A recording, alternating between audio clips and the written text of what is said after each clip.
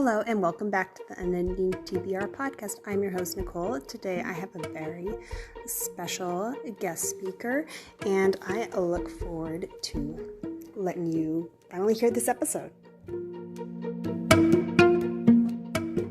back to the podcast. Today I have a very special guest. I have not only a great book blogger, bookstagrammer, and an author, but she's an expert in what in the subject that I want to talk about, and that is, my guest is Jenna Van Mourik. Hello. Welcome to the podcast. Hi, I'm really happy to be here. I was listening to it all morning, like getting in the zone. Oh, awesome.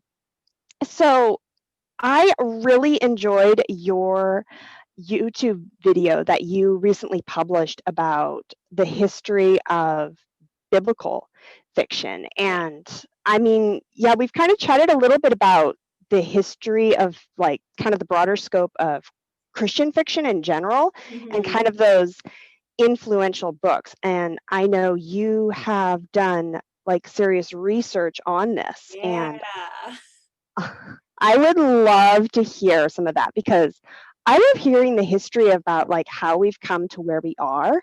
So I am really looking forward to the insight that you have learned. So my college graduation is this Saturday.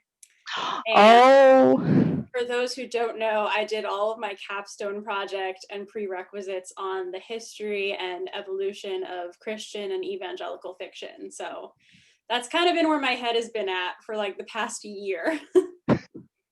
I know that was amazing. You sent me some of the articles and everything, and it's like, wow, there is so much to it. And I'm like, I'm not going to, it'll take away from my fictional time reading, so I'm just going to have you here. Yeah, well, I came prepared. I have all my notes out and everything, so. Okay, wow. So it's kind of interesting that you mentioned before in like some of your thing how there was a time when the evangelical or the real moral message was right in there with the like your general market. Like when does it look like that started to separate? So throughout history, in like the 17th and 18th century, when you have like the classical literary period and the romantic literary period, everything was meant to kind of teach or tell a story, or just impart some kind of wisdom. Like that was the goal. It was often said that like literature wasn't considered reading if it didn't teach you something about life, because otherwise it would just be a waste of your time, which I completely disagree with, but that's what those people say. And in like the 1800s, you saw a huge influx too in like what we consider like classics now. I think that's part of why we don't consider classics Christian fiction all the time, because they're classics and it wasn't like they were being published with the specific intent to be Christian books. It was just a part of their way of life. And I think where the shift really comes into play starts in the 20th century, because in the 20th century, you had the modern era and the postmodern era, and literature in the postmodern era was really focused on like the fragmentation of life. That was like the buzzword, was fragmented. So you see a lot of like F. Scott Fitzgerald and Ernest Hemingway, who write these dark stories that don't really have resolutions because they're just so broken. And that reflects kind of the way of thinking at the time as well, because that was coming on the heels of World War I, right in between World War II, before many wars that we saw in the 20th century, where the illusion of life is this kind of idyllic, classic literature, Avonlea style of setting, to like talk about Anne of Green Gables for a split second, that kind of was shattered completely and fragmented literally by like the bombs bursting in World War I.